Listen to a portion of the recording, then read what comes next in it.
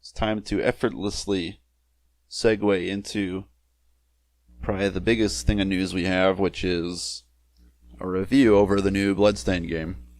Well, not really a review, more as a first impressions. Yeah. So, I decided to splurge and get not Wolfenstein, damn it, Bloodstained the day it came out. And so far, I'm about 5 hours into it. It's like 3 or so bosses in, and I think it's good. Nice. Yep. It plays a lot like a mashup between Symphony of the Night and the 3DS Castlevania games, pretty much. That's the best way of describing it. Mm-hmm. Like, it's got weird little, it's got elements from each one. Like, the weaponry and stuff is a lot like Portrait of Ruin and Dawn of Sorrow. The protagonist looks a lot like that from Order of Ecclesia. The shard system is very, very similar to the soul system from Dawn of Sorrow and Area of Sorrow. And, yeah. So far it's been pretty good. Does it make you feel like you're playing an old Castlevania game? Well, maybe not an old one, but... Yeah. I mean, it has that same, setup to it. Unfortunately, most of the game is set in the castle. Like, there's a little portion on a ship, and then another that's like a village where the shop and the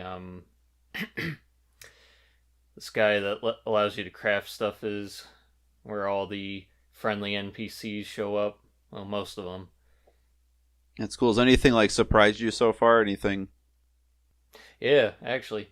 So instead of having Belmonts, because they can't have Belmonts, they got this guy called Zangetsu, who's a demon hunter from Japan, and he is voiced by David Hayter, who is most famous for being the voice of Solid Snake. Oh, no way. Yep. It's I saw that he was on the voice cast, but I didn't know who he was, what his role was.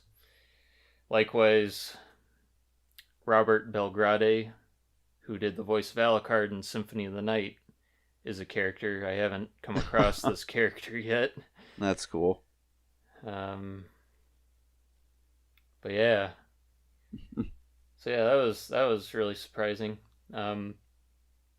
His boss fight's bullshit, by the way, it's Zangetsu. He's the second guy you fight, and it's kind of it's more bullshit than the freaking doppelganger from Symphony of the Night. That was the first time I died in the game. It's I find him. It's it's gonna be easy. If you're fighting the hunter this early in the game, it's gonna be easy. But nah, the fact that it's 2.5D, or feeling the weight of a 3D model as opposed to a 3D or a 2D sprite, was kind of screwing with me. Mm-hmm. Yeah. So did you play? Because this is this isn't a new game. It's an updated version of another one, right? No. It is a new game. It is a completely new game. Okay.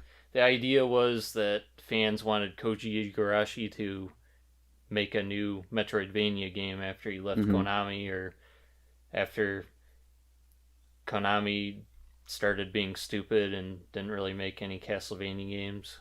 Yeah. Something along those lines. Okay. Yep.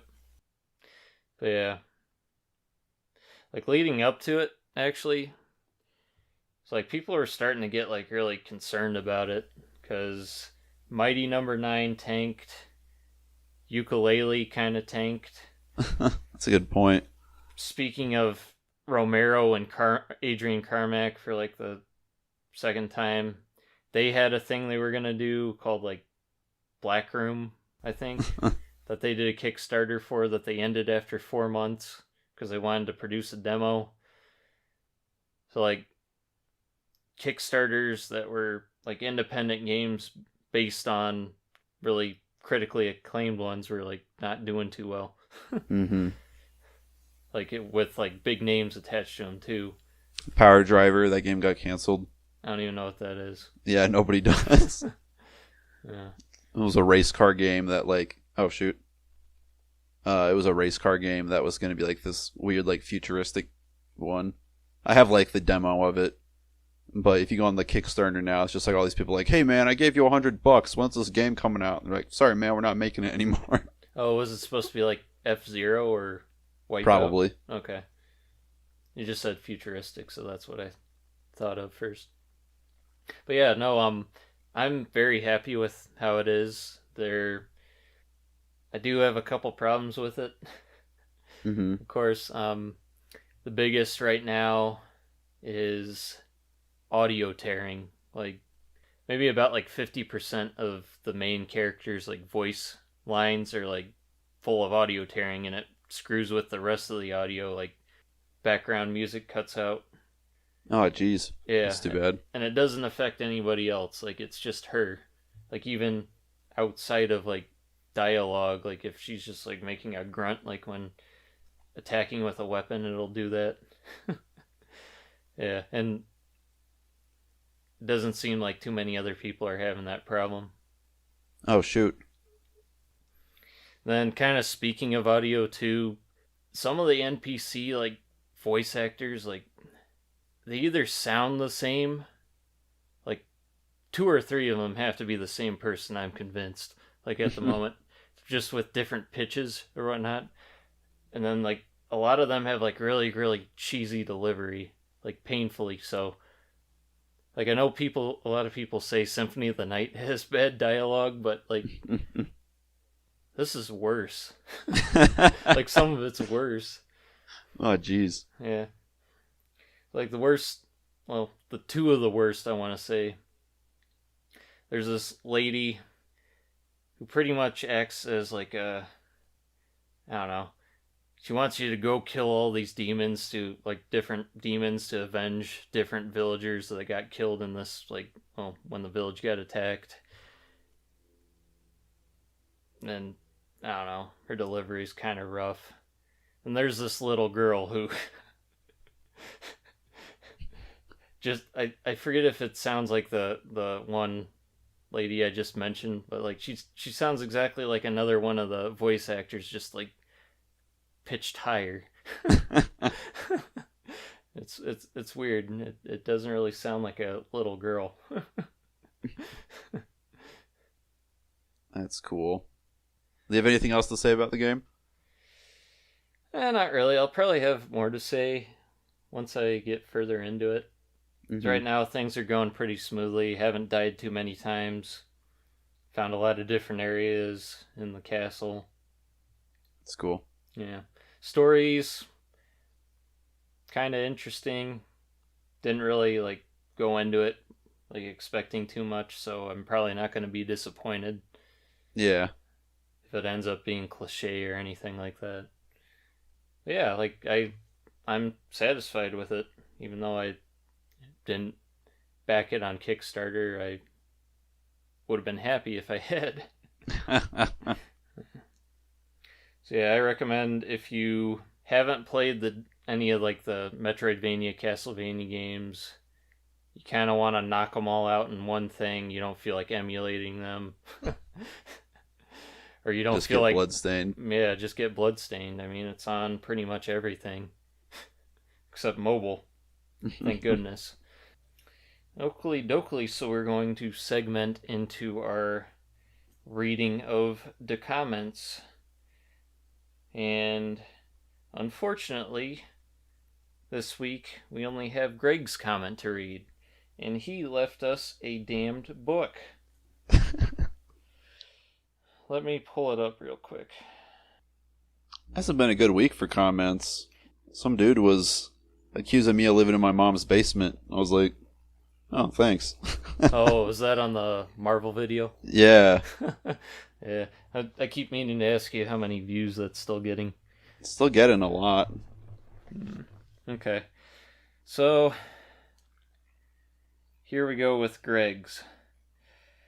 Well, the thing with the Stadia is it's going to be much more resource intensive to stream games at higher resolution / FPS, so it makes sense to charge extra for that stuff. I'm Yeah, sure but you'll nobody be wants that. I'm sure you'll be able to play games in at least 720p, probably 1080p at 30 FPS. Seems really reasonable to me. I mean, 720p is HD, but I feel like you shouldn't have to like pay money for that. Yeah. Like the standard now is like 1080p, and if you're high dollar is like 4K. Mm-hmm. Yeah, like I mean, I understand like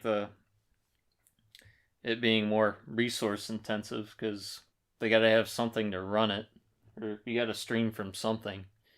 Google Fiber is alive and well. I actually found out I have Google Fiber in my apartment. Oh, really? So, like, what exactly is Google Fiber? it's just like I used to know. It uses fiber optics instead of whatever else they used to use. And because that's supposed to be faster, but as we experience today, sometimes the internet shuts off. So That's just having college Wi-Fi or college internet. I don't know. I just remember in high school, people were like, "Yeah, bro, once you get Google Fiber, you can download 4 gigabytes in 1 second." So like, I just figured nobody had that kind of internet. You got to think of the people we went to high school with, and then that all makes sense. Yeah, that does make sense. Okay, so let's continue on with Greg's thing. Why would you waste time following G-Man Lives? Guy's a joke these days. So, follow, for me, with YouTubers is a very, very loose term, like, except with regards to Cinemassacre and the Angry Video Game Nerd.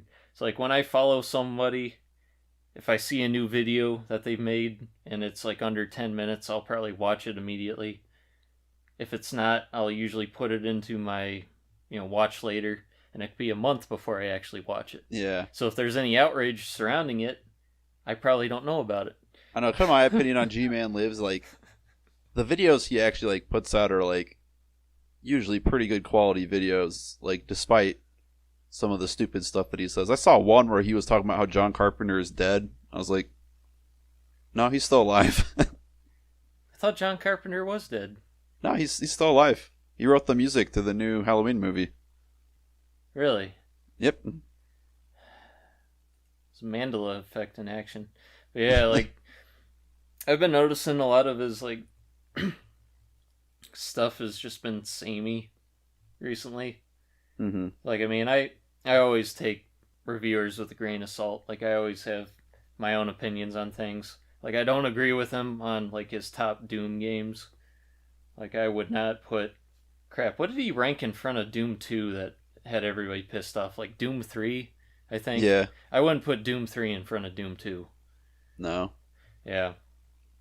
And then Doom 1, I mean, I kind of agree with number 1-ish, kinda. Yeah. To me, that one's the most, like, easy to go back to. Because you can play it episodically. Mm-hmm. And you can, like, knock one out in an hour. Yeah.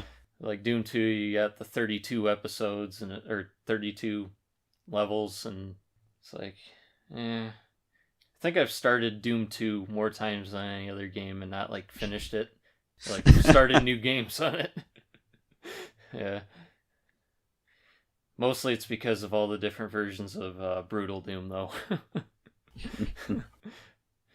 Yeah. So, yeah, I mean, like, G-Man Lives, yeah, he is kind of a joke these days, but, I mean, I don't hate him. Yeah. Okay. They could disappoint Stephen King again, even if Kubrick is dead. That is very true. Yeah, but ironic and hilarious. What wouldn't disappoint Stephen King these days, though? Like, even he's like, "Hey guys, really sorry about writing this book. I was going through a weird phase. You want to read my kid's book? No, Stephen King, I don't want to read your children's book. You're old and creepy. Go away." How did he respond to It, like the remake of It? I don't know. So that'd be good to know. Yeah. So I don't know if that was trying to be more faithful to the book than the mini-series or whatnot. I don't know either. I think they're both fairly faithful, though. Yeah. I think the new movie is supposed to be a little more faithful. I don't know. Let's All see. right. The Doom 2 level is called The Chasm, and it pisses me off too. That being said, check out Job's video about speedrunning on it. It's very fascinating. Okay.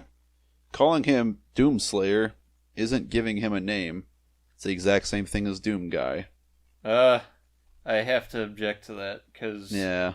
with Doom Guy, he's not referred to as that in the game itself. Yeah.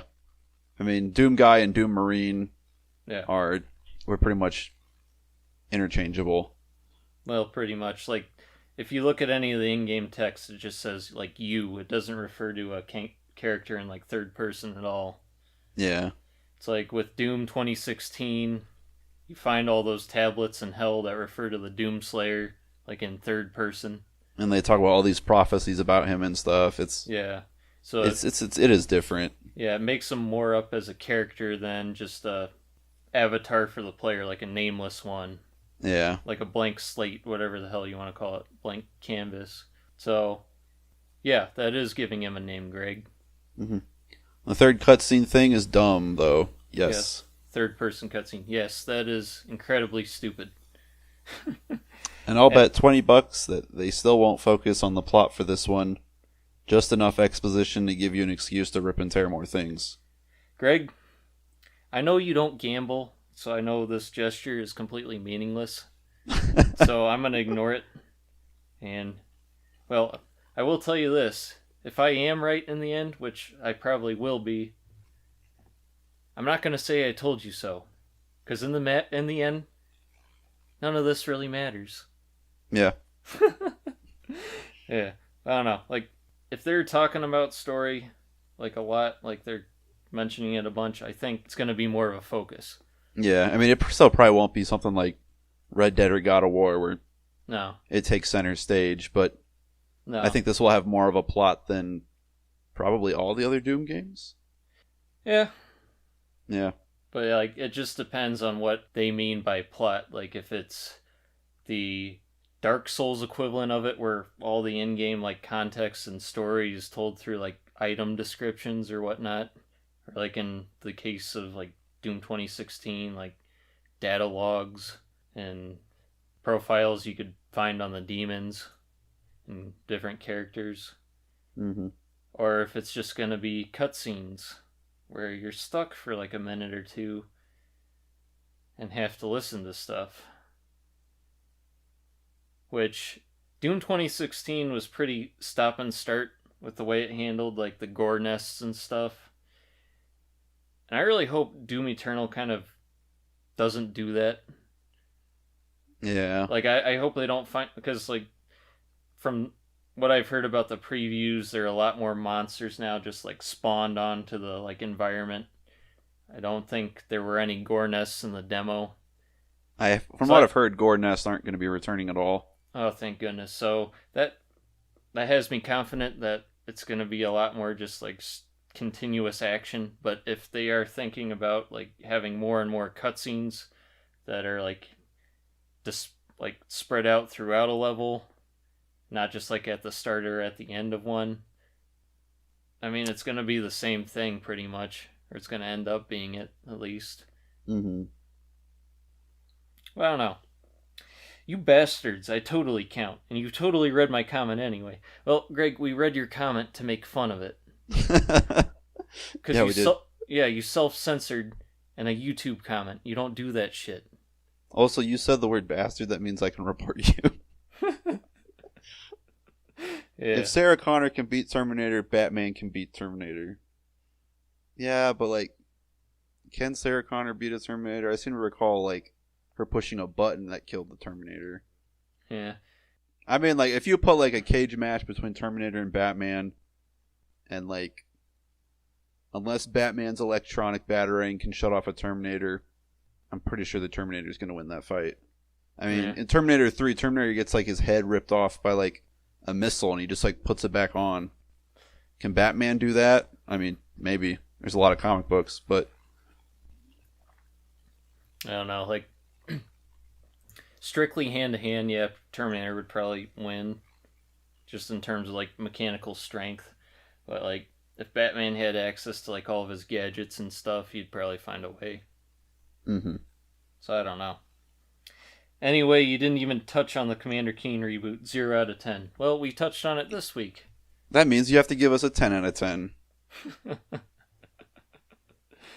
Okay. You still don't count, Greg. Yep. All right. Well, thank you so much for listening this far into the podcast.